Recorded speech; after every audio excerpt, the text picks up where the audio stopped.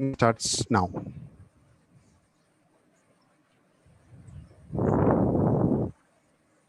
Good afternoon, ladies and gentlemen. It's said there's only one thing which is permanent in this world. That's change.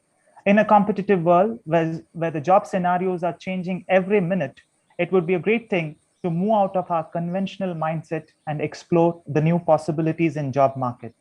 With this objective, Department of Business Administration of St. Aloysius Autonomous College, Mangaluru, in association with SACAA, the Alumni Association, present to you Career Drive with BBA. I am Manoj Fernandez, along with Ms. Felcia Martis, the staff coordinator for this program. Deem it our privilege to welcome our guests and participants. First of all, we would like to welcome Reverend Dr. Praveen Martis SJ, principal of our college for this program. Welcome you, Father. Thank you. A word of welcome goes to Mr. Stephen Pinto, who is the president of SACAA, renowned Alumni Association of St. Aloysius College. Welcome you, sir. Thank you. It's a pleasure to welcome all the 4 resource persons for this program, who are also the proud alumni of our college and the shining stars in the different fields today. Welcome to all the resource persons. We'll be introducing to them during their sessions. A word of welcome to Dean, Ms. Aarti Shanbag, and Head of the Department, Ms. Claire Pereira, and all the staff members and the participants from our college, as well as the students from different institutions. We'll be starting this program by invoking God's blessings. May I request Ms. Felcia Martis to take over. तेरे गीत गाऊं, तेरे संग रहूं मैं, पाऊं मैं जीवन आनंद तुझ में प्रभु। तेरे गीत गाऊं, तेरे संग रहूं मैं, पाऊं मैं जीवन का आनंद तुझ में प्रभु। तू ही मेरी मंजिल प्रभु, तू है मेरा मार्ग, तू ही मेरी मंजिल प्रभु, तू है मेरा मार्ग, तू है मेरा मार्ग। तेरे गीत गाऊं, तेरे संग रहूं मैं, पाऊं मैं जीवन का आनंद तुझ में प्रभु।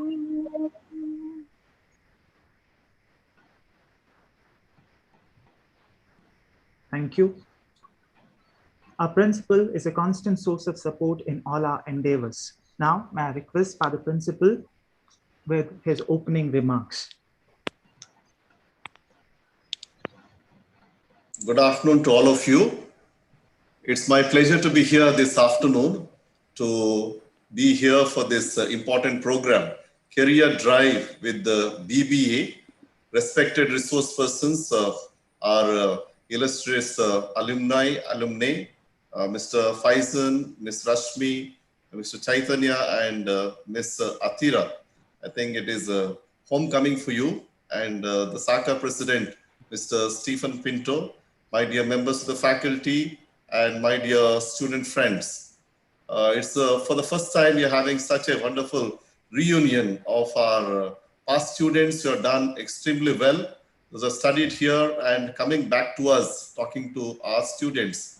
This is a rare event. I think we should have many more such events. I was very happy to see Rashmi and Faizan initially talking about their career, their life here and what happened to them, and Chaitanya joining them a little later, and Atira, I think, joined at the end. So they're all talking about their life and the memories here in the college and coming back and inspiring our present students. I think this kind of events should happen more and more.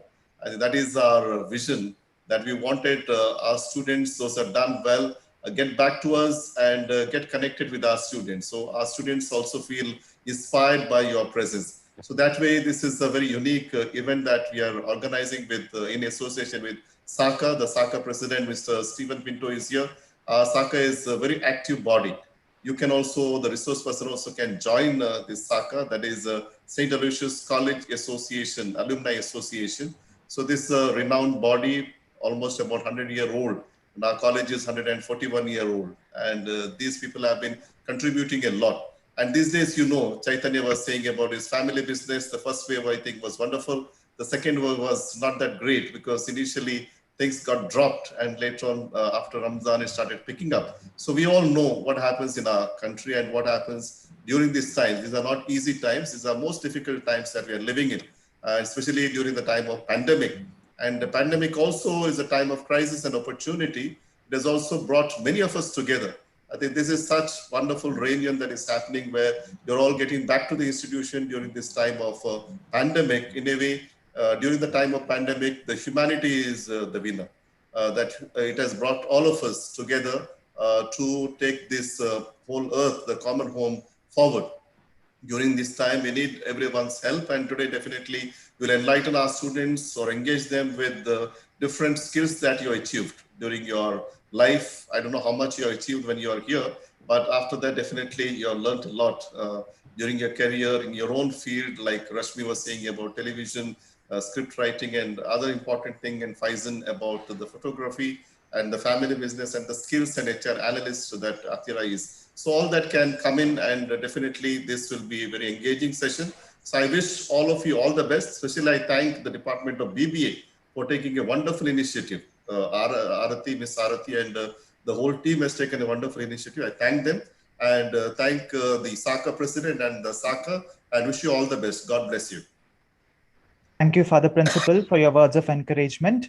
We were absolutely delighted when we got the support from the SACAA. We have Mr. Stephen Pinto, the SACAA president, with us. Sir, may I request you to share your thoughts on this occasion? Thank you, Manoj. It's a great joy for me actually to join you all today. It's a wonderful occasion for me.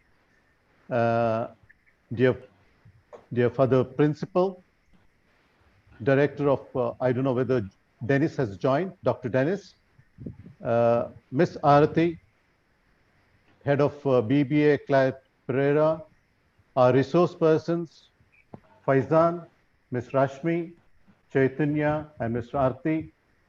Atira, sorry. And my dear friends, all of you, thank you for being with us today. While I appreciate Aarti for taking a leadership in organizing this creative thinking opportunity for our students, on behalf of SACAA, I wholeheartedly thank her for the selfless initiative and thoughtful hard work that has been put in to organize this event. Alumni of St. Aloysius institutions have been working together with the management to ensure that our students are better and higher placed in the competition of the present and employment world, which is really a rat race at the moment. However, these kind of programs enlighten our students in pursuing the interest and the vision with the support from faculty and alumni. And this is a wonderful thing. Of course, SACAA wishes to work with students to support them and bring them into the forefront after their education wherever possible. I encourage our young alumni to be part of the SACAA and to be member of SACAA, mainly to remain connected to our older alumni students, as well as to the young generation who have been doing extremely very well in their career at the moment. As you know, St. Aloysius College has a lot of students who are spread out all over the world, and their experience and their knowledge is something that we need to look forward to as our guidance on some of the job opportunities, probably self-employment, or maybe certain marketing opportunities as well. And my advice to each and everyone is that to get connected is very important. And there is a website that is SACAA has got their website, and we need to update this website to feature some of the facilities where students can get connected very easily and have benefits of remaining connected. As we experience now, we are going through a difficult time now. And of course, getting into totally a new kind of a norms. This means the new norms will have another level of creative thinking, which is totally online. Obviously, new opportunities and new outside the box thinking, creative thinking is at the need of the hour at the moment. Surely, your vision, clear steps, of course, the steps should be a hard work, and if it should be strengthened through integrity. Of course, when the integrity comes into picture, your success is not so easy. It is slow, but 100% sure. So there are three things that you definitely need to have: vision, hard work, and integrity. And I wish you all the best, that you enjoy that. And I'll be there to support you all every time as part of the SACAA, whenever you want it. And I, I, I thank the management for giving us the opportunity to be with them always. And I thank Ms. Arati to give me this opportunity. Thank you once again, everybody, each and everyone. Thank you. Thank you, Mr. Stephen Pinto. Ladies and gentlemen, we'll be starting with our first session. Before that, a few instructions to the participants. Make sure your system is muted, and we'll be having 4 resource persons who will be addressing us. During their sessions, if at all there are any queries or questions, you can please post them in the chat box, and we'll be selecting the questions and posing them to our resource persons. We move on to our first session. May I request Mr. Gabriel D'Souza to introduce the resource person for the first session. Greetings and a very pleasant afternoon to one and all. It is my privilege to introduce to you Mr. Faizan Patel. He is an alumnus of St. Aloysius College, Mangalore. He is well versed in photography, cinematography, product photography, and graphic designing. He is currently a photographer shooting for various editorials and brands, and also creates educational content for Instagram and YouTube. His previous experience includes working as a photography assistant to Anushka Menon, a graphic designer and social media manager for Frog Walks Out Private Limited, and as a graphic designer for Kunsum Travel Cafe. As a wedding photographer from Delhi, Faizan divides his time between high-end destination weddings and his love for exploring new places. For Faizan, photography started as a hobby that later grew into a full-time profession. He has covered more than 100 weddings in the 9 years of his presence in the industry. He has also conducted a few wedding photography workshops in association with Canon and other smartphone brands. He believes in creating unique and stunning imagery as a form of flattery. For him, photography is a piece of art that can be preserved for ages, as it freezes moments in the form of pictures. Now, I request Mr. Faizan to take over the session. Hi, thank you for that sweet introduction. I just wanted to check, is my video visible? Because I cannot see my own video at my end. No, as of now, it's not, Faizan. Correct. There's some issue with it. I'm trying to... Anyways, if I... okay, that will be an issue, right? I'm just trying to figure out how to... can I just log out and join back in again? Or do you want me to switch on to your PPT, or you just want to go to your... Yeah, I think if you want to do that, just do that, I think. I thought if people can see me while I'm talking, it would have been much easier. It's fine either which way. If they're looking at the PPT, it works out. Let's go ahead with the PPT then in that case.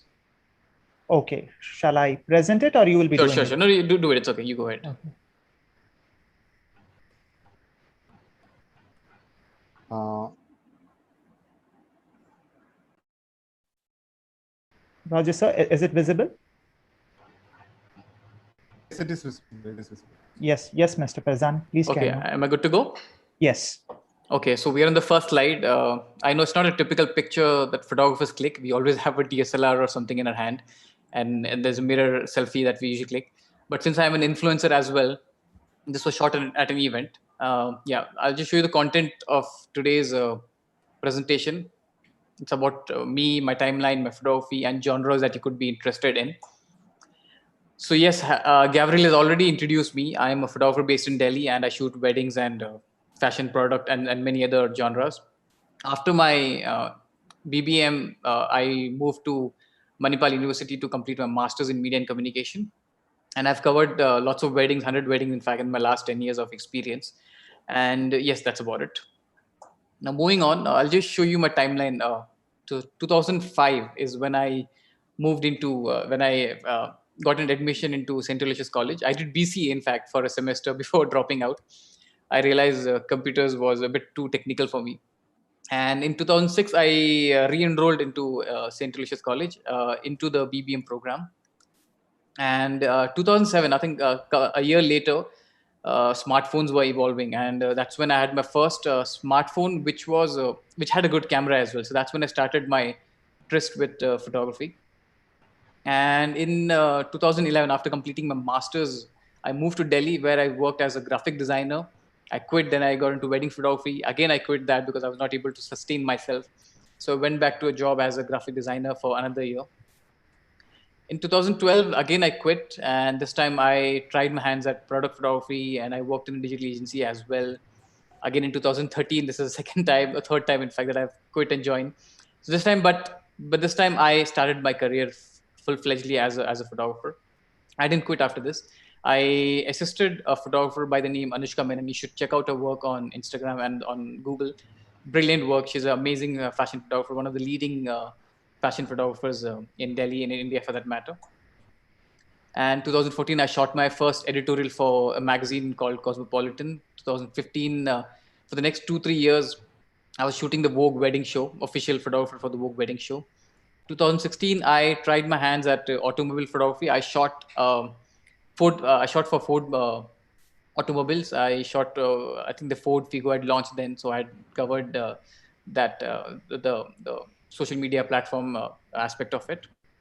And in 2017, I did a workshop for Canon. I also was an influencer for several mobile brands like Huawei, Honor, and Nokia. In 2018, I was featured as an influencer for Samsung Note 9. And in 2019, I got into full-fledged travel photography as an influencer, where I would travel on behalf of brands and for airline companies, visit new places and create content for them. And yes, 2020, we all know what happened. That was me on the left-hand side, a happy face on January 1st, 2020. I was hoping to be the best photographer. I was hoping to win an award as a best wedding photographer for that particular year. But yeah, soon, within few months, the pandemic happened. I was not shooting, and that was my misery. And it's still almost there. I haven't shot a wedding in a while now, but it's okay. Whenever the pandemic gets lifted, we should be getting back to work. Now, these are the various genres of photography. I'm sure most of you must have already heard of it if you're interested in photography. There's wedding, fashion, product, automobile, event, jewelry, portrait, fine art, architecture, travel, advertising photography. That's something that could be of your interest. Lifestyle editorial, photojournalism, wildlife photography, sports, aerial photography, stock photography is something new. You just create content and upload it on the website. And food photography, as always. I've pretty much tried every genre that's mentioned over here, except for maybe wildlife photography. That's something that I haven't tried because it requires a lot of patience and heavy equipments, heavy camera equipments to go with. Okay, now again, talking of career in wedding photography and in photography in general. Yeah, so if you're looking to get into wedding photography, if you're working for a studio, you can expect anything between 7,000 to 2 lakhs a day. And if you wish to work on your own, then obviously you are your boss. You can set whatever price you want. But again, to begin with, you could charge 15,000-20,000 a day, going up to 50,000 or a lakh. Now, talking about fashion photography, again, it's very similar to wedding photography in terms of the fees that you get, the salary that you can derive out of it, 10,000 to 2 lakhs a day or a month if you're on a salaried basis, and 15,000 to 50,000 up to a lakh or more, in fact, depending on the experience that you have in this particular genre. Product photography is in these days, because of thanks to Amazon, Flipkart, and other e-commerce websites. Everyone wants a product photographer these days. I get a lot of calls. In fact, monthly, I get at least 15 to 20 calls a month just to shoot products for various brands. Again, a very similar salary package that you can expect.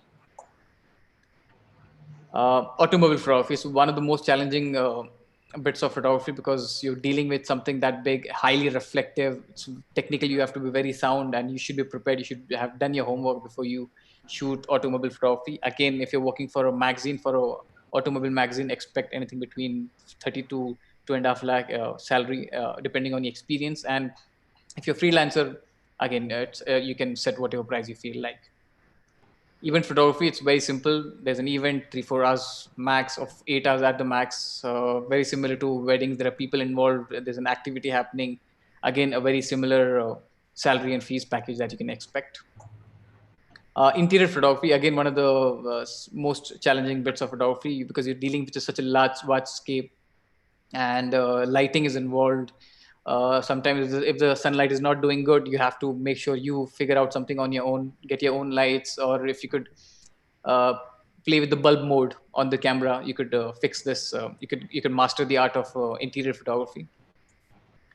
Travel photography, again, something that started off recently thanks to Instagram. Everyone is looking out for a travel photographer who could click great content for the tourism, for the website, and for the social media. Again, a very similar package. I've done a few activities for Malaysia tourism, Gujarat tourism, to name a few. Okay, supporting careers. If you don't wish to be a photographer, you could simply be a photo editor, edit pictures of whatever the photographer gives to you. Art director, production, beauty retouching is very similar to photo editing. It's just that you're working mostly on faces of models. Product CGI is an upcoming trend.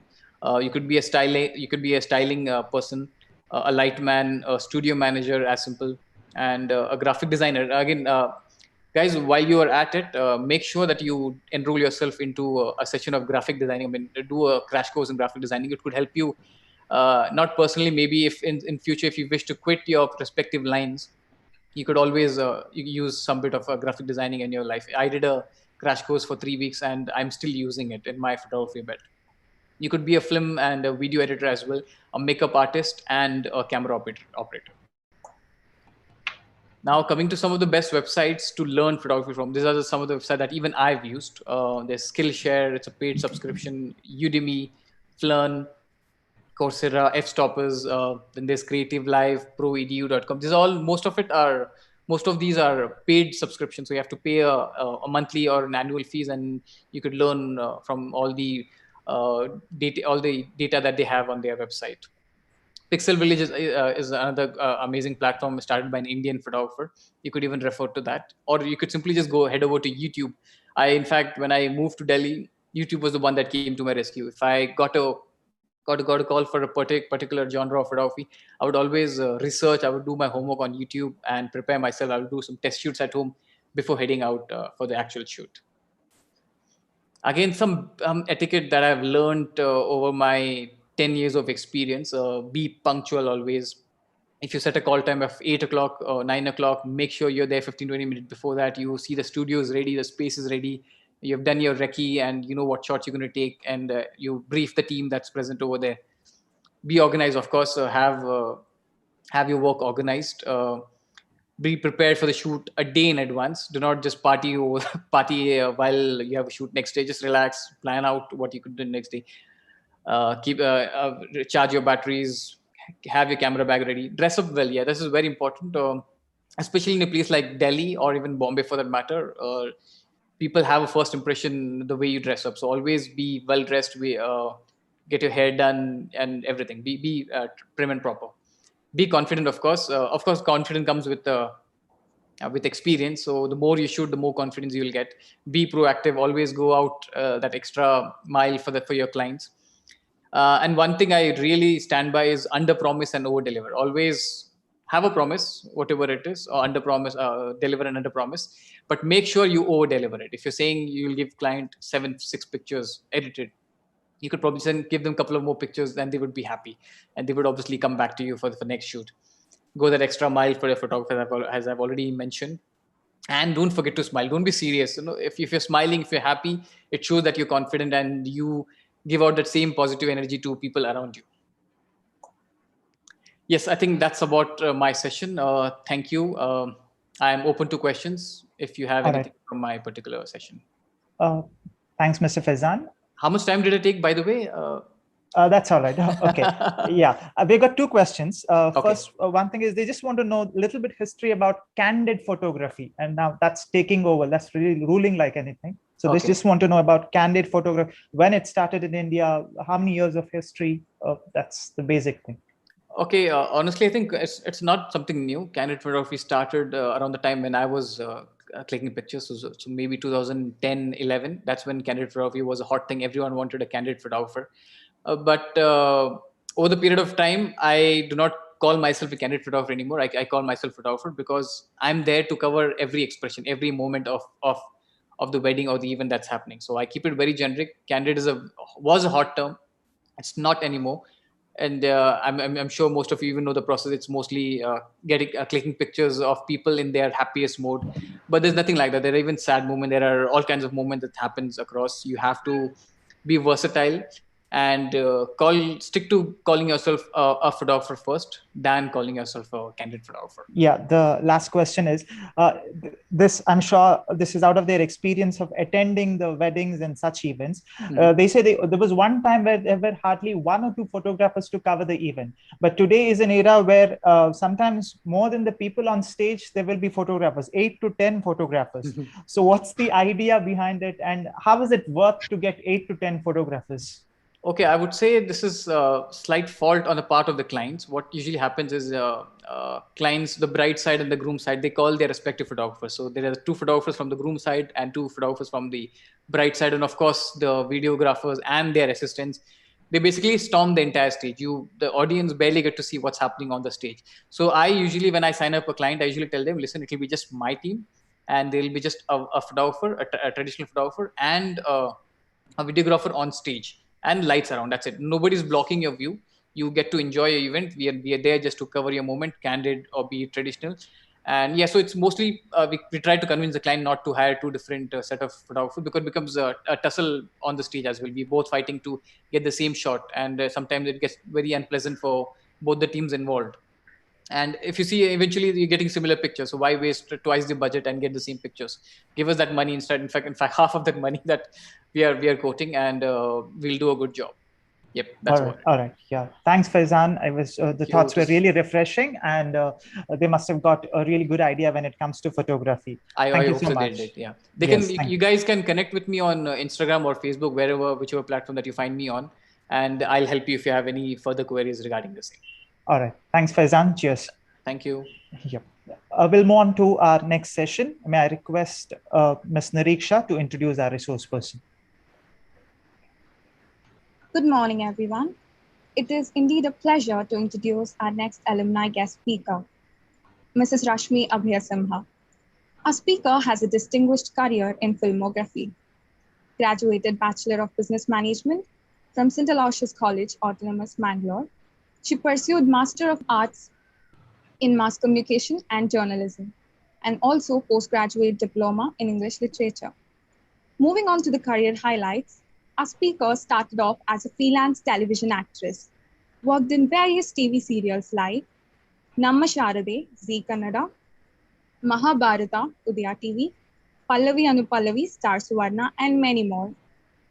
She also featured as an actress in movies like Life Ishtene, Endigu Ninagagi. Worked as an anchor in programs like Star Paka, Udaya TV, and Health Plus, Star Suvarna, and also hosted a video blogging, Homemade. 2014 onwards, our speaker started her career as a freelance television screenwriter.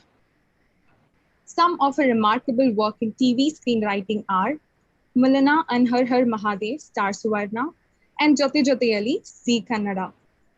The stories of our speaker was published in newspaper and magazines such as Kannada Daily, Kannada Fortnightly Magazine, Kannada Monthly Magazine. And now, I would like to request Mrs. Rashmi Abhayasimha to take over the session. Thank you, ma'am. Thank you so much. Hello and very good afternoon to everyone. It's such a blissful feeling to reconnect with my love, St. Aloysius College. As she already introduced, I am a TV screenwriter. Currently, I'm working for a TV serial called Jote Joteli, which comes on Zee Kannada. Just before starting the session, focusing on the topic, TV content writing, I would like to start it with the question, how relevant is TV? I'm sure the young women and men out there must be thinking, we have our phone in our hands. We like to watch digital screening, like we have our Netflix subscription. We like to choose our content and watch it on our own mobile phone. And why we are talking about TV? Is it really relevant? Yes, even I have this in my mind. See, we are so much used to watch the content on digital medium, OTTs. It is very much, user friendly, very much like we have a lot of choice. We can choose our content. And in this era of digital platforms, what is the relevance of TV? But out there is a large crowd which is waiting to watch their daily TV shows. It is true. Like, the content you watch alone is different, and the content you watch with your family is totally different. I hope everyone will agree with it. In countries like India, say it is one TV home. You don't watch TV alone. You will be watching it with your parents, your grandmother, ದೊಡ್ಡಪ್ಪ ಚಿಕ್ಕಮ್ಮ ಎಲ್ಲರೂ ಜೊತೆಯಾಗಿ TV ನೋಡೋದು ನಮ್ಮ ಇವತ್ತಿಗೂ ಕೂಡ ಅದು Indian homes ಅಲ್ಲಿ ಇರುವಂತದ್ದು. We watch TV together. But when it comes to OTTs, we watch it alone. So the content which we show on TV is totally different. We try to reach different kinds of people, like larger scale of people, different age groups, different caste, different degree of education, different levels of understanding. Like there are more than 8 crore people in Karnataka, and we reach them in one single content. It is a different challenge altogether. So how do we decide content for such mass crowd? That is a big question and big challenge that TV faces. It doesn't happen this way. I'm a writer and I create story. I go to a director and we go to the channel. No, this is not how it works. There is a set of people in the channel who will be working on, what kind of content is being sold, what kind of content is saleable, because this medium is very much driven by the commerce of it. It sounds like it's a creative field. Storytelling, it is simple, but no, there is a big science and business behind it. It is done in like sample, they do samples, they do contact people, they travel all over the region and find what kind of content are saleable. And they come to an understanding, okay, this is our content and we can sell it. And after that, we creative people, we writers come to board. Then once they come to an understanding, we will be working on it. Like, it is not like weekly we do or monthly we work on stories. No, this is not the way. Once we decide on content, like television serial, because I already said it is driven very much by the commerce of it, we will plan it like for a year. One single TV show would minimum should run for at least 1 year. So we'll be thinking like content should sustain for a year, and we will be ready with the content, story or fiction or non-fiction. We'll be ready with it well in advance. Like, what is the end? We know our end, and we will work on towards that. I work for a TV serial. I write screenplay for a daily television serial. So I know what is my end. I know when it is going to end. In between, it might change, because it, unlike cinema or unlike web series, TV works or TV functions a bit different way. We are very much in touch with our audience weekly, monthly. We know their feedbacks through numbers or through social media or phone in conversations. We constantly are in touch with our audience. Like I said, we know what kind of content will be working, and after that how it is being received is also, we will be continuously knowing it. So there is a possibility of changing or altering the content at any given time. So this, how is this measured is a question. See, there is a council working for it called BARC. It's Broadcast Audience Research Council. It's a body of advertising agencies and media agencies. They come together and they founded a body to know the pulses of audience and rank the content. So they measure the viewership, they measure the viewing. You can search on internet about BARC and know how it functions, because it runs mainly because there is a science behind understanding the rating and how it is sold and all that. But our job as a writer is not to think about the business of it. In fact, our job is to make our content more entertaining, more curious, and get our audience back to our next episode. This is a simple principle that we work on. Like I said earlier, there is a team already which works on the business of it, and we writers think about the creative part of it. So how we understand the people's feelings? Like in India, we can't be doing anything like whatever you watch in Netflix. It must be thrilling, it must be exciting, but we can't show such content on our TV, because everyone will be watching together. Whatever you like or I like may not go very well with our grandmother, or women being very much bold and independent or choosing her own thing will not go very well with our men. So there are a lot of tiny things, subtle things that matter. So we should first of all understand our pulse of our audience and then work on it. So how do we reach the channel? Like, already content is being decided, we will be working on it. I work on the screenplay. Every scene will be like, what happens in this scene and what happens in next scene. All that will be written well in advance. Like a month's story will be written very well in advance. Then the dialogue writer will be working on it. After that, it will go to the production house. Then they will plan the entire shooting setup. Where this is going to be shot, or how many actors are needed for that, or whatever the property is needed. So everything will be planned a month ahead. So every month this process will be going on. It's an ongoing process. Like, it's not that once I've written it's over. No, it is an ongoing process.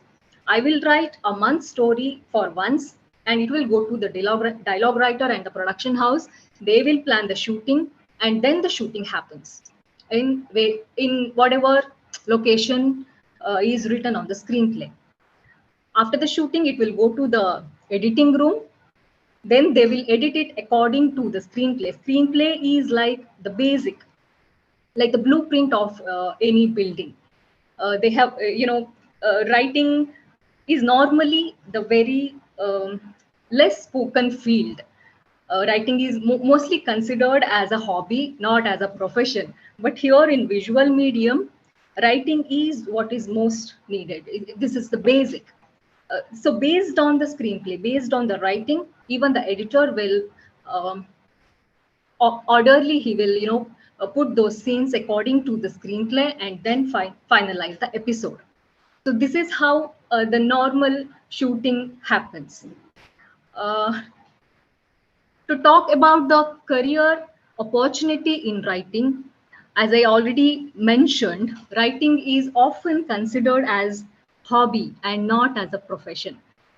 But trust me, there are 60 plus TV shows or TV serials are coming on now in Kannada TV industry.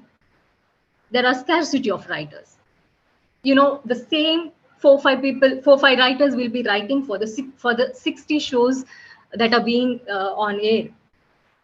You know, that's a sad thing to say, but the happy thing is you have a lot of opportunity out there as a writer. There is a great scarcity of writers in the industry. So whoever have that temperament of writing or interest towards writing, they have a huge opportunity in the field.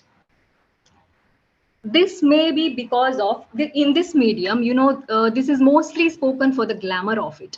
TV or cinema or web series or whatever audio visual medium is known for its glamour. So basically most people are very much attracted towards acting or directing, mainly because of it is seen, it is spoken.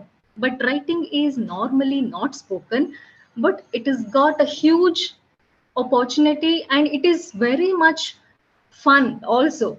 To think about some character or creating content is really fun. uh, you can do whatever in the given frame. Of course, what sells, it already, and working on it and knowing, seeing it on screen is really such a pleasant thing. I have an experience, like um, it was very much fun, but little bizarre also, a strange experience I would like to share here. Of 5 6 years back, I was writing for a TV show called Anurupa. It was my own story.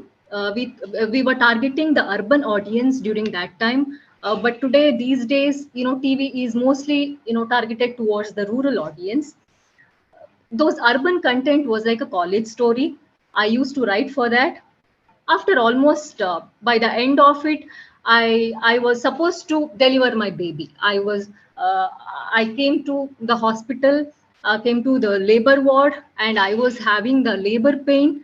And the midwives there, the nurses there, were so much eager to ask what happens in the TV, for their next episode. Will the hero and heroine get married, or what happens? I felt like I was happy in a moment, but also I was feeling very much strange. uh, I mean, in this situation, are they expecting me to answer? But this is the addiction what they have towards television show. They are very much connected because people are basically emotional. They can connect to the characters. They feel themselves with the characters. That is how we work on it. It is ultimately we are connecting to people. We are connecting to people's emotion.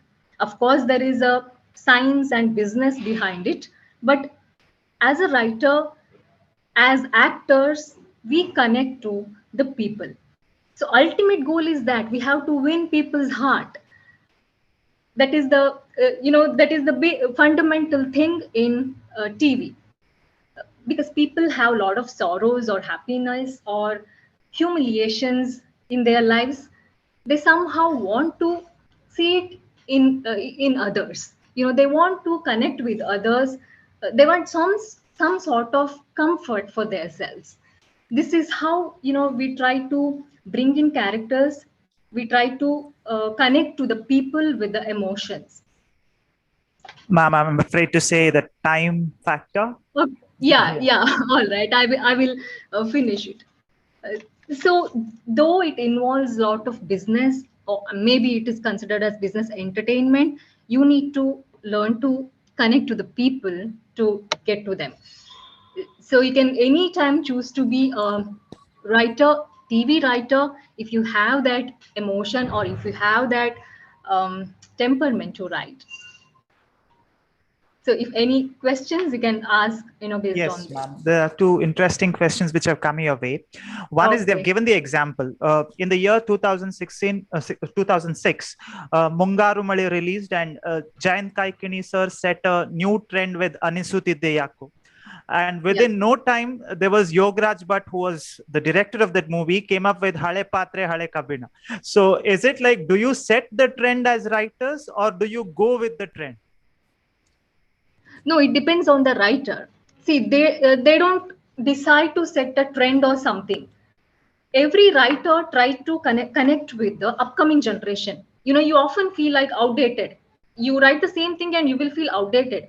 So what the younger generation wants, or how they talk, they will think in advance, like after 10 years or after 5 years, how people will think or what people will expect. You can't be saying the same frames. Amma indare eno harushavu anta ivaglu helkondirakagalla. What the younger generation expects, that's how they will think, and they will come up with something interesting. So that's how it trend automatically sets. It's not that they decide this has to be viral or this has to set a trend. No, it doesn't happen that way. The new writer comes and new things happens. All right, ma'am. And the last question, of course, on your very famous screenwriting of Jyote Jyote Ali, did you face any sort of backlash saying that what you are suggesting is not practical? I mean, I guess a 50-year-old person falling for a 25-year-old girl, something of that sort, it is not practical in our culture. Did you face any sort of backlash? Yes, very much. These questions often arise. You're misleading the younger generation. You are sending a wrong message. All these kinds of questions arised. We had to answer it. But finally, it is not, we are saying to do, follow this or do this. We're not saying that. This is a story of Aryavardhan, who is 45-year-old, and a story of Anu, who is 20 years old, and they both fall in love. This is a story of Arya and Anu. You need not follow it. If people have followed all our films or whatever we show on screen, everybody in Karnataka would have become Dr. Rajkumar, would have become Bangarada Manusha. All right. Right? Yeah. So the moral of the story is it's never too late to fall in love. Yeah, of course. Yeah, all right, ma'am. We wish we could have heard a lot from you, but because of the time constraint, we'll have to stop here. I guess we are going to arrange one day full session with your stories and find out what's going to happen in all the next episodes as well. It was so refreshing to listen to your thoughts. Thank you so much, Mrs. Rashmi Abhayasimha. Thank you so much. I hope that was helpful. Definitely, Thanks ma'am. to Definitely. everyone. Thank you. All right. Over to Giselle for the introduction of the resource person of the next session. Good afternoon, everyone. Our next speaker for today is Mr. Chaitanya Pai. He did his schooling in Chennai and is an alumnus of our college. He is currently a student of PGPF MB in SP Jain Institute of Management Research in Mumbai. Presently, he is working in Sri Venkateshwara Processes, a third-generation family-managed business that is involved in food processing. Mr. Chaitanya has acquired 2 years of experience in firm handling accounts, finance, and production. And during this time, he has also acquired insights from the industry into various fields such as manufacturing, trading, and EXMI. He is a meditation practitioner for over 5 years and has also played the drums for various gigs and competitions. Mr. Chaitanya is also a long-term investor. Now, I would like Sir to take over the session. Am I audible, sir? Manoj, sir? Yes, Chaitanya. Please go on. Okay. I'll be sharing my screen for the presentation. Okay. I'll just let you know about the visibility. Okay. Can you see my screen? Yes, pretty much clear.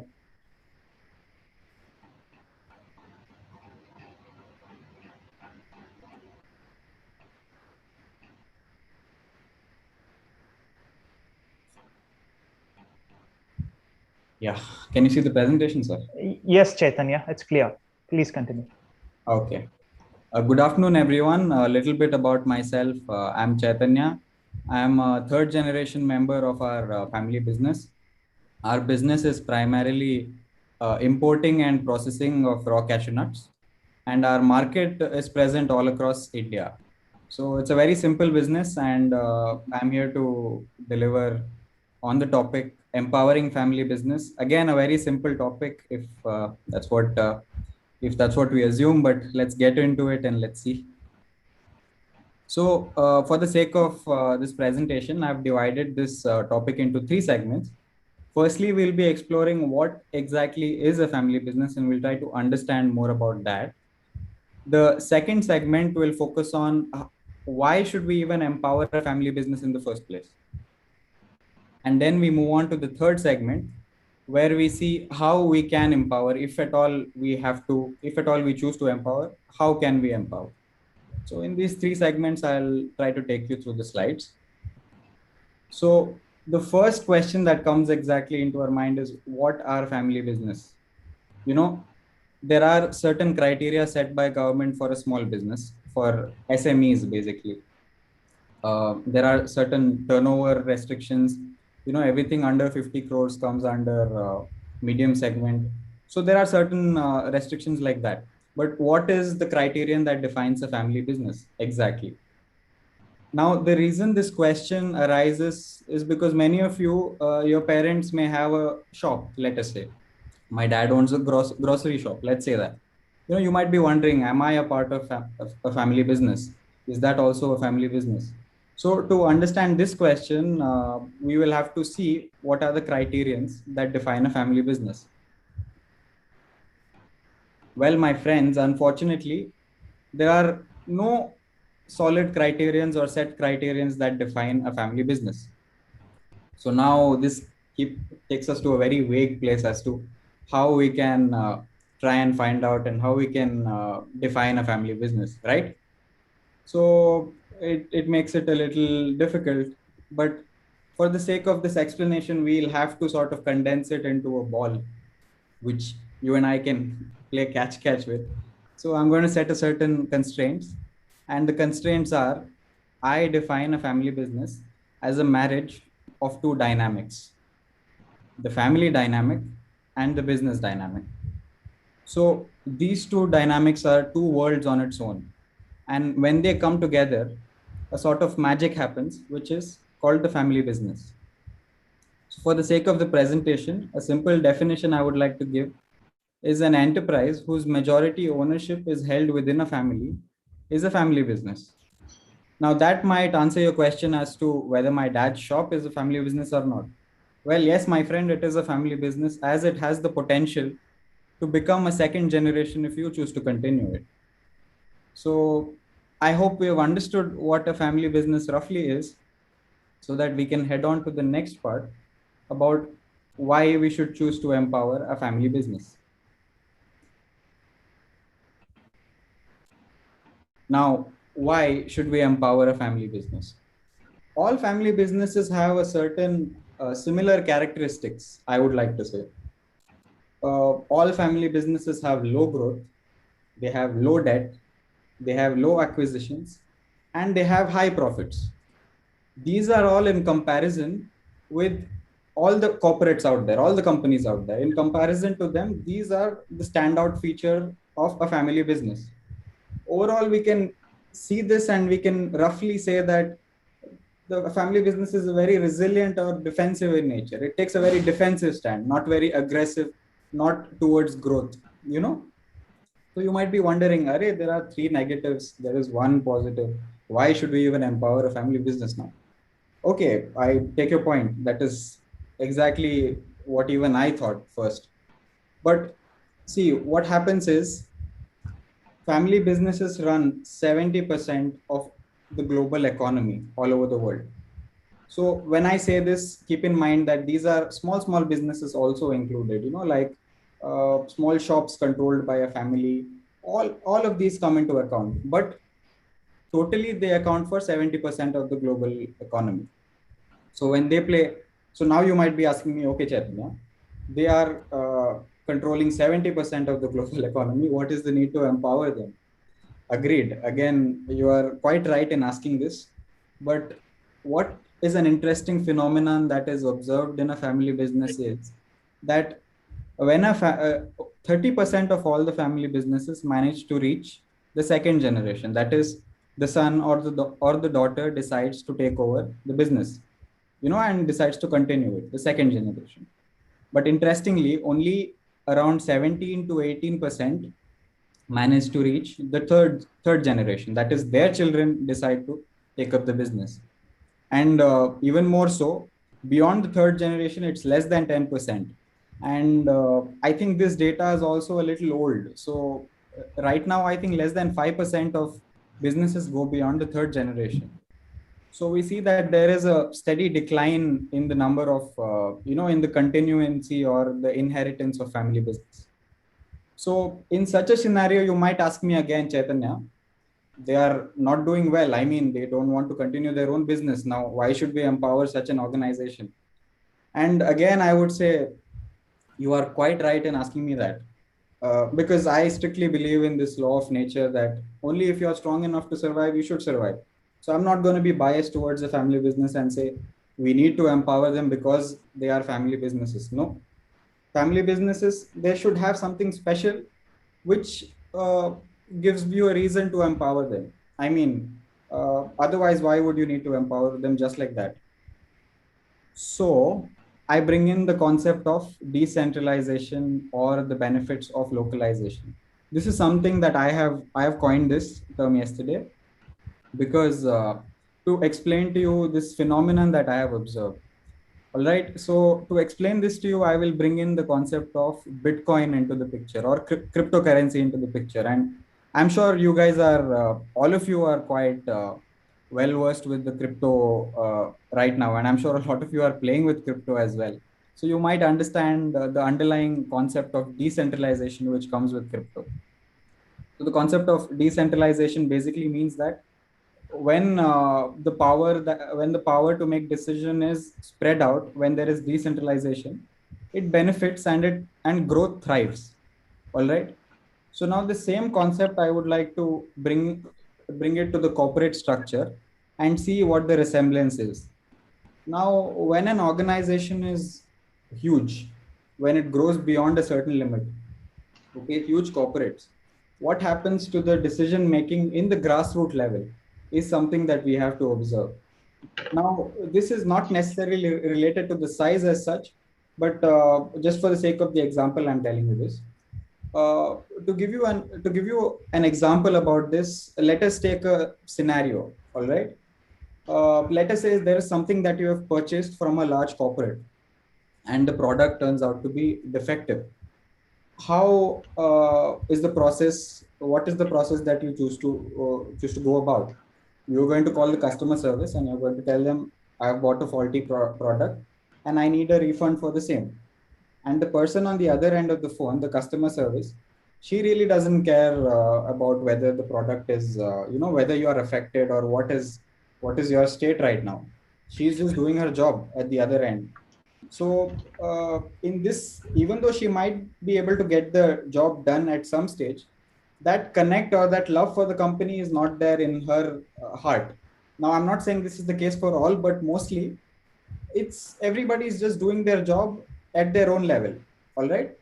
So now in the same scenario, if you would have purchased from, let us say, a local shop that you know, or a family business, and suppose you choose to return a faulty product, the owner would be present in the shop. He would take your product. He would feel embarrassed about it. He would apologize to you. And in this process, loyalty to that store would be built. From your end, you would like his gesture and you would develop loyalty to that store. And that person also would have some sense of satisfaction saying, I have satisfied this customer. Now, this magic is what is missing when an organization grows beyond a certain level. Okay, now this example might seem a little trivial to you, but what might happen if it's a life or death situation? Suppose it's a hospital. What treatment would you get in your friend's hospital? Would you get that same treatment in a corporate? Or what decisions an owner in a small hospital might be able to take? Will a manager in a large corporate hospital be able to take the same decision with that authority? Because No, he won't, because he doesn't like the ownership. So this is why I bring the concept of decentralization. To give you an example of this, a personal example, I had walked into Lifestyle, the clothing store in Mangalore, a couple of months back, and there was a small scene created over there. I think a guy had bought a pair of expensive jeans for 5,000, 6,000 or something. And he was saying that it has shrunk after one wash. And he was making a scene out of that, like, I've paid so much, how can it shrink in one wash? And the manager, I could see it clearly that the manager's ego was hurt because the scene had been created and the manager was not ready to compromise over there. The manager was telling, see, this is my job, I can't do anything, I can't do anything. Now, if an owner were to be present in that store over there, immediately the owner would diffuse the situation then and there. He wouldn't want a scene created in that store. All right. An owner would take the person inside somewhere and explain to him. And more than that, the owner would have the power to repay him in full and bear that expense. A manager cannot be given such a power because he can misuse it. So this is exactly where I feel the growth of big companies are limited, or the growth of corporates beyond a certain level is limited in exact uh, this exact aspect, that is of ownership of the store and the ability to take a decision as an owner. Small businesses, on the other hand, bypass this. They have the direct involvement of owners, and especially family businesses. They have a family kind of involvement, and they are able to bypass this specific flaw, I would say. Now, this is something that I have come up with. A large corporate with a complex ownership structure is like a body with 30, 40, or even hundreds of heads with diluted decisive power and often involves individual interests. Now, if you contemplate over this, you will understand how can a large organization even make sound, humane decisions, which can have a balance between profit and morality at the same time. It's very difficult when there are so many people, hundreds of people who have ownership, and the ownership structure gets quite complex. So it's very difficult at that stage, I believe, to make certain decisions which are useful for growth. So with this, I put forth the argument that yes, family businesses do need empowerment, and we need more of these guys in the world out there. All right. So supposedly, let us say you have agreed with my argument and you are satisfied with what I have said. Let us move forward to the final part of my presentation as to how we can play our parts and how we can help these small businesses grow. So the first is the most obvious one. You have to directly buy products from them or avail services from them, which will support them and which will help them grow. This is quite obvious, but there is a different world behind this if you go into depth, and it can benefit you a lot, in the sense that if you, in the people that are present here in your own friend circle, have you tried to find out how many people have a family business, or how many people are involved in a family business? I doubt any of you have. I mean, you might know, but you might not know in depth what kind of people you are with. To give you an example, when I was in my school in Chennai, we had this juniors with us, and we used to toy around with them, play with them. Although we were in good relation, all was in good sport, but usual junior senior stuff used to happen, and it was all fun and games. But after I graduated, I found out that these two juniors, they are a part of a conglomerate, and their dad, he's a director of this company which clocks an annual revenue of 5,000, 6,000 crores. So I was stunned. I was like, man, I was with these people and I didn't have a hint of that also. So even if you dig around and if you expand your circle, you would be surprised to find the kind of people you are with right now. And even Aloysius, I'm sure, Mangalore being a very business-oriented city, you would be surprised to find the kind of people that you are with. So this would be the first obvious thing. The second would be people who are involved in family businesses try to continue, inherit, and succeed the business. This eventually, this sense of duty will come to you that, you know, at some point that I have to continue this. My dad has built this. So if at all you're a part of family business, try to do it as early as possible because it will be helpful for you rather than struggling at it later on. The third would be, if everybody were to cultivate a certain entrepreneurial spirit, freshness would develop in the society as fresh minds would come up with fresh ideas and fresh businesses. And this would be great for the society in general for it to thrive. Lastly, spread the word, guys. Help market the businesses of your friends and your family. In small ways. Social media, very easy to do, yet nobody does.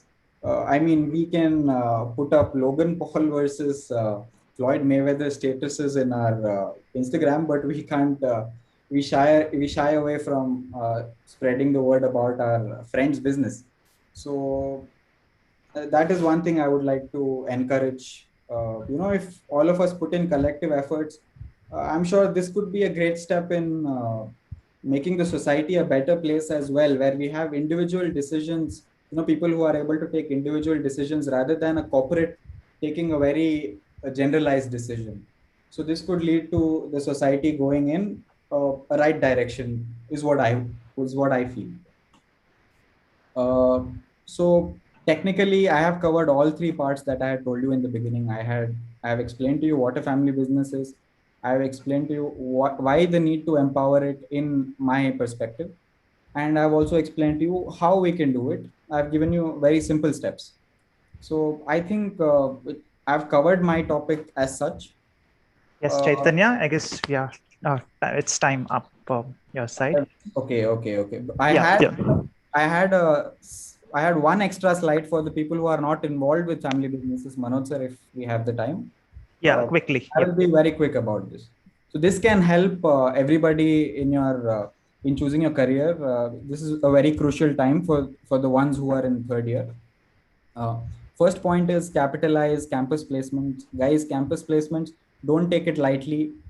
It is like your backup. You just land that job, get that offer letter, then you do whatever you want. Worst case scenario, you won't waste a year. Secondly, specialist positions, target specialist positions, because if at all you go without any specializations, you're going to be a corporate laborer. They're going to dump tasks on you. You're going to be doing their typing job. So please, hone your specialist skills and go for a specialist job. Thirdly, I cannot stress on this enough. Leverage LinkedIn to the max. LinkedIn is a very powerful tool. I have personally seen my friends benefit from this.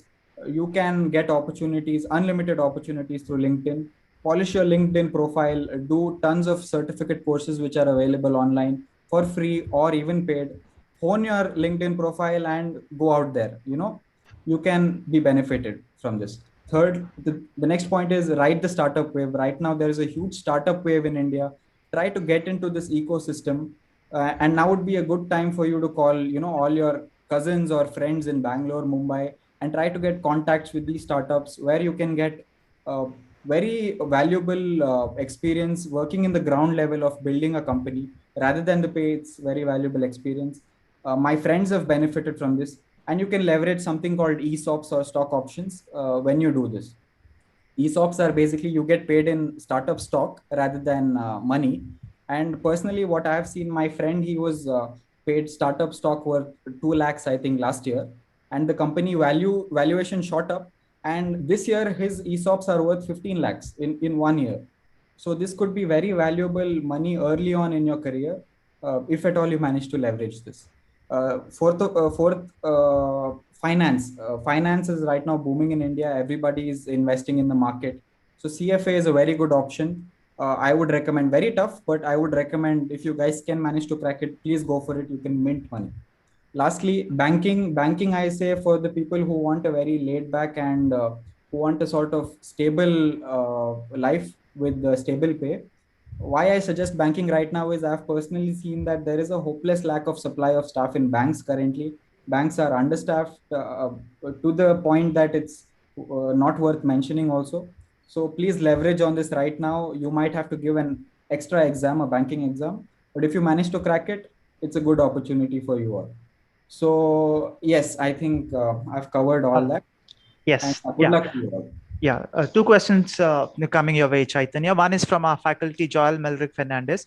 Did studying BBA has helped you in the journey of being a family entrepreneur?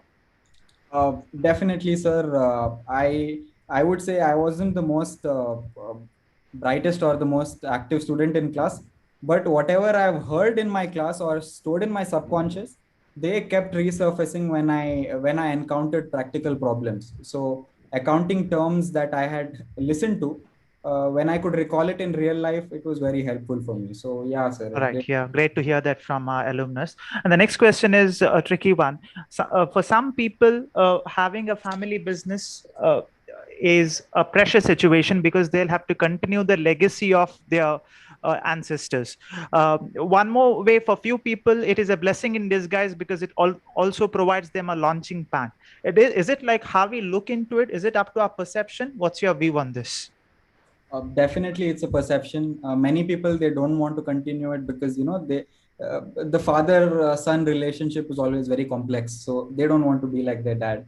That concept always comes, but at the end, I feel morality, that sense of duty will always be there, that I have to carry it. If not me, who else? So somewhere in the later stages, it will come. So I say, why not now? Rather than yeah, the last question, because this is from Caton Castellino. He says, if you have a family business currently, do you recommend working in a company or a corporate setup first so that we get a better understanding of the business environment before jumping into the family business? Definitely, I would recommend that if at all you get into a big corporate in a big city, that would be a precious experience for you to corporatize your business and to take it to the next level. So, all right. Yeah. Thank you so much, Mr. Chaitanya Pai, for sharing your thoughts. Thank you, sir. The pleasure is mine. All right. Yeah. We'll move on to our final session. May I request Mr. Arhan to introduce our resource person. Good afternoon, one and all. Good afternoon, one and all. Today, I have this wonderful opportunity to introduce a very special guest with a vast knowledge in the HR field. Currently working as a human resource analyst at Atkins Private Limited, Bangalore, with proven experience in managing employee benefits and compliance, labor laws, hiring and onboarding, offboarding, performance management processes, and HR tools.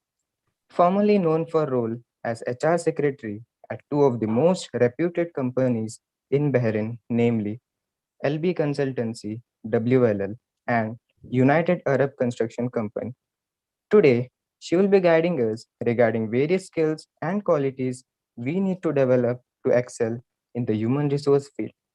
I'm sure by the end of this session, we'll be having better understanding about the skill set and knowledge that is needed to be a successful human resource analyst. So, by this, I welcome none other than Ms. Athira Prasad to take over the session. Thank you, Arhan. So, hello all, good afternoon. I'm Athira, ex-alloy from the batch of 2014 to 17 of UVM. So before I start, I really appreciate this initiative for creating this platform to connect back and share all this knowledge. So due to time constraint, let's get to the topic, and I'll be dealing with the skills of an HR analyst.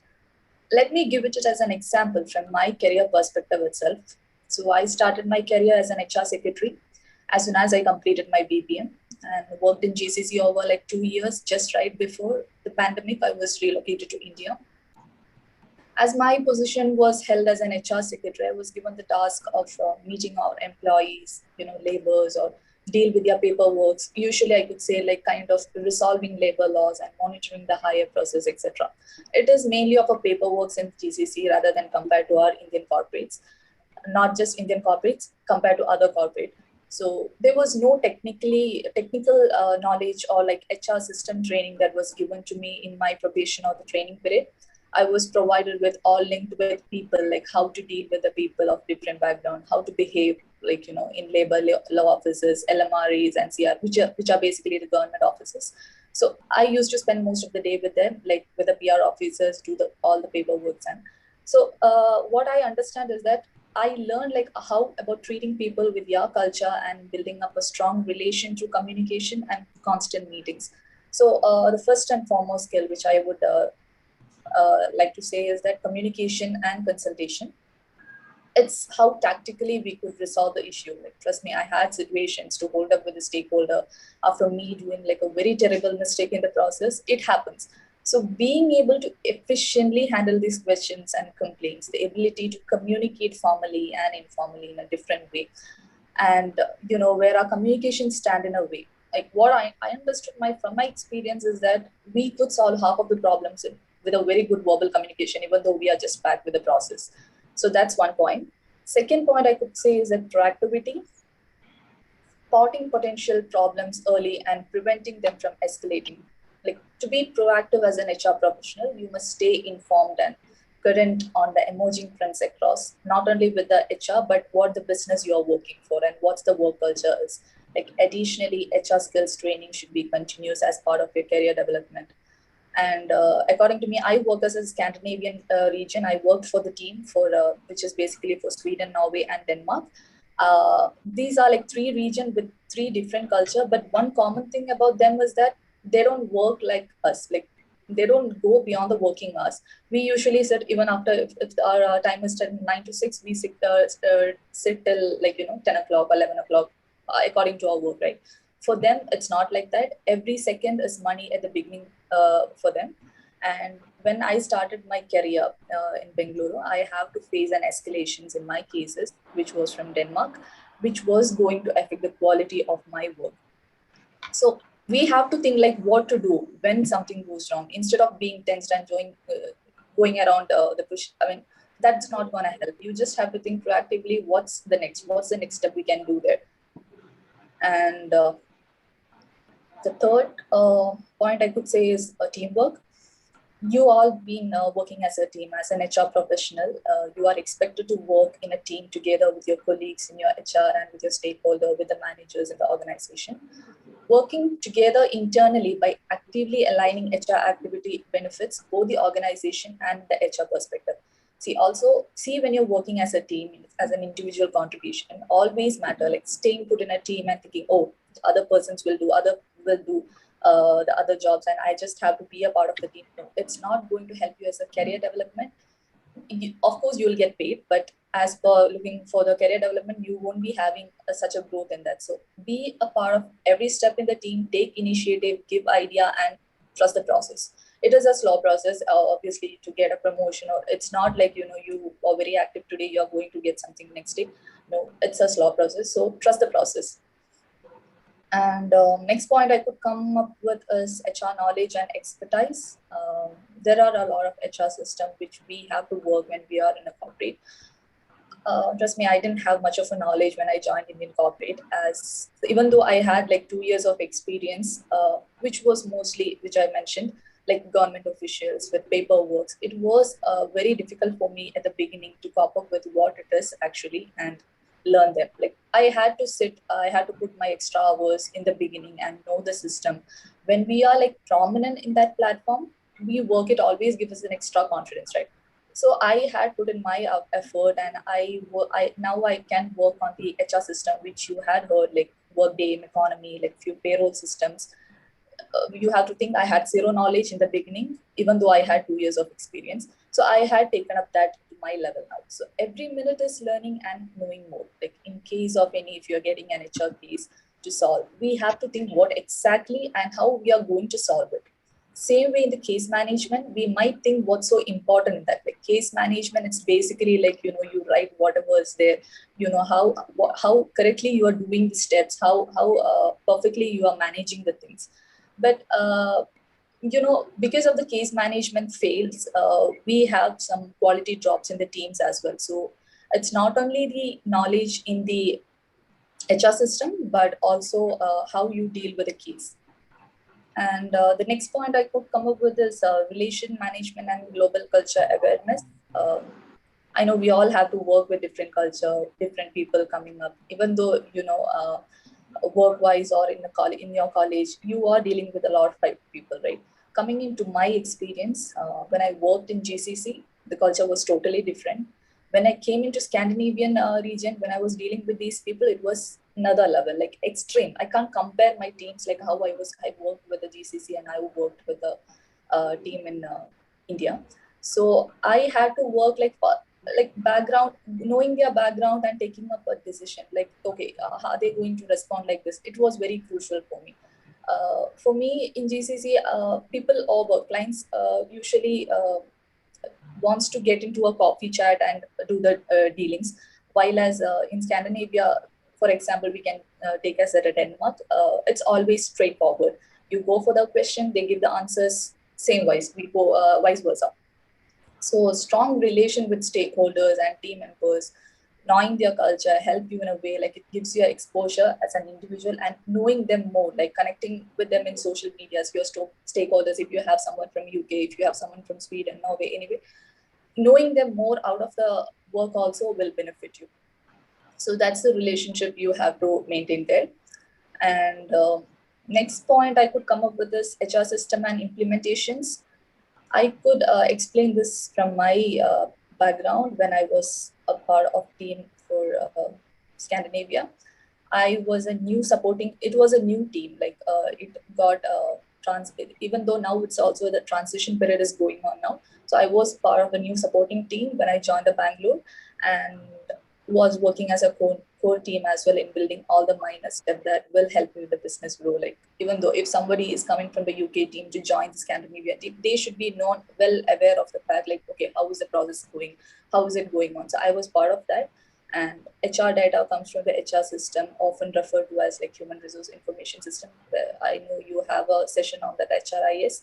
And these transactional systems contain most of the data that the HR analyst work with, like implementing, maintaining, and updating the system as part of analyst responsibility. We had a team of 3 people with the leads as well who had worked on this. So in future, like anyone who get into the region, as I mentioned before, like they will be knowing the process, like what to do, how to do, and when to take actions.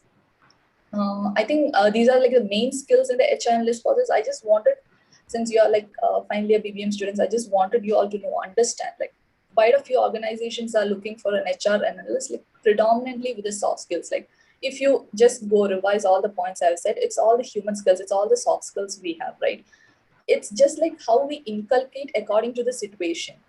This makes the analyst function profile very similar to the HRBP role. HRBP is nothing but human resource business partners. It's similar to that. This also means that you're very rarely seen as an analyst who is doing the analyst job 100%. They usually involve in other operation tasks as well. Other operation means onboarding to offboarding. Even I am given as an HR analyst post. I am dealing from onboarding to offboarding for the employees from Sweden, Denmark, Norway. So it's not always like the charts and all the presentations we do as we find what we get in, like when you just search in Google and you see roles and responsibility of an HR. You always like implementation of all the charts, and it's not always that. It's not the 100% job of an HR analyst. It can be a process related job as well. It always depend upon what team we work on. So I think that's all from my part. If there is any questions. Yes, Atira. Yeah, there's one question with regard to, what's the relevance of Excel, knowledge about Excel, payroll management, and ERP in the journey of a HR manager? I could just give a heads up on this. If you don't know Excel, then it's going to be a very, very bad phase in your probation period. Like I am not that well versed with Excel, even though I had, like when I started in my career in Bahrain, I was not versed with Excel. All I know was PPT. All I know was a bit of Excel, not very well, but please take it into serious consideration. Take up the Excels. There are numerous spaces where we are still not aware, because I know, like when I was in final year of my degree, I know how I dealt with it. So it's better you take up that in a very serious way and take that Excel and all the MS points into consideration and work on it. All right. Yeah. The next question is, as a HR manager, can you foresee maybe let's say some disasters which are going to strike? Maybe they have asked this question in the context of what had happened in Jet Airways and such companies. So many people, all of a sudden, they had nowhere to go. So as a HR manager, can you foresee that maybe within few months, this is going to happen? Sir, I didn't get your question. Can you come again? Yeah, the whole point is, as a HR manager, can you foresee the situation or anticipate the situation if there's a disaster which is around the corner? They've asked this question in the context of what had happened in Jet Airways. From all of a sudden they had to shut down, and so many people, there was a layoff and retrenchment. So can you anticipate something's going to go wrong?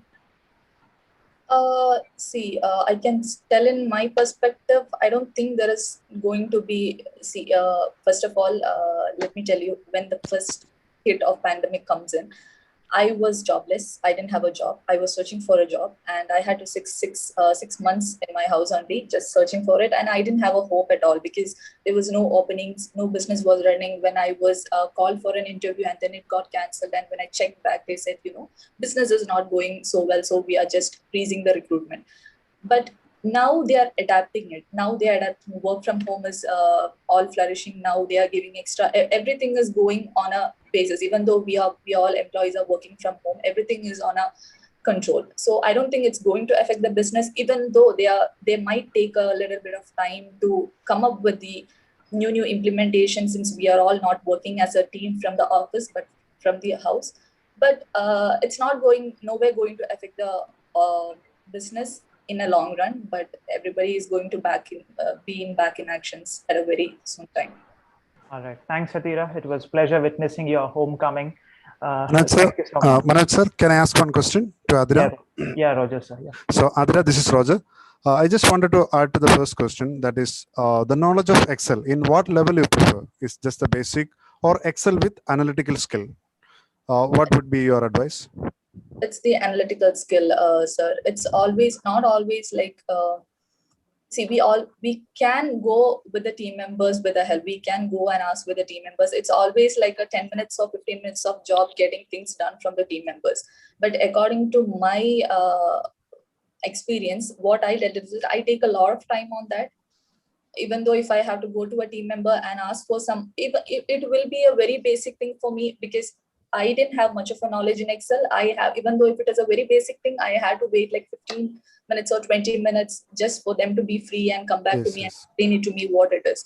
So it's always good we go on a higher level. If we are studying on a subject, just go for it a higher level, because no way it's going to cause you. So higher level, you mean with the practical use cases, that would be more better? Yes, practical. Correct. Yes. Thank you, Adira. All right. Thank you. Thanks again, Athira.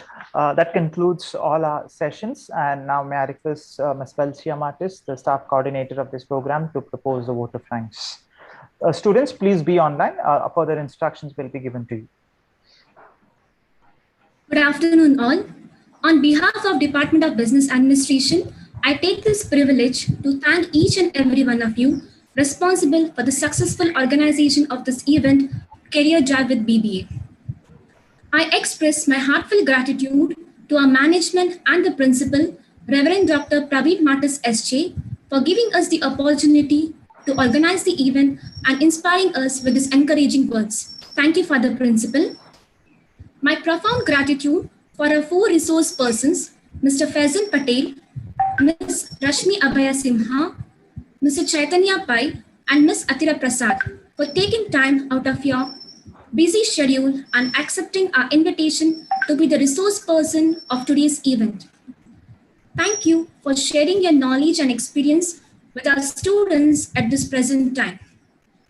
I would like to acknowledge the contribution made by Mr. Stephen Pinto, SACAA President, for gracing this occasion and addressing our students. Thank you, sir.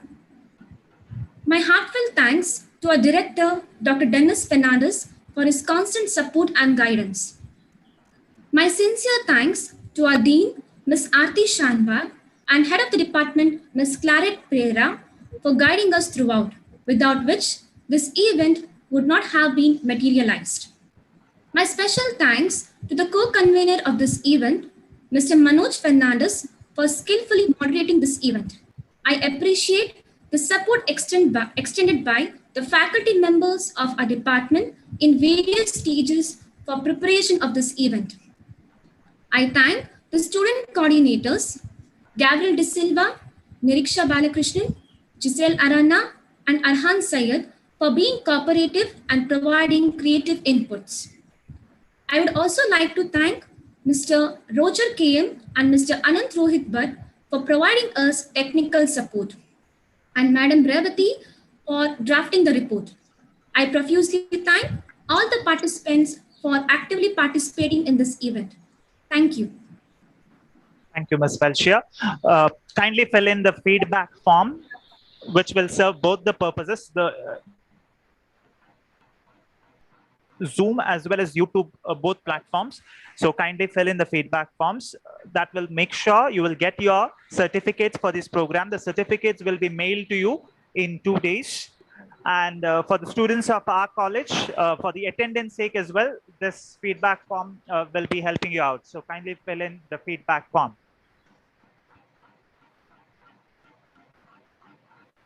Make sure you mention your email ID in a correct manner, because your email ID is going to be only one source of communication to mail your certificates of this particular webinar. Once that's done, then you can please exit from the Zoom meeting.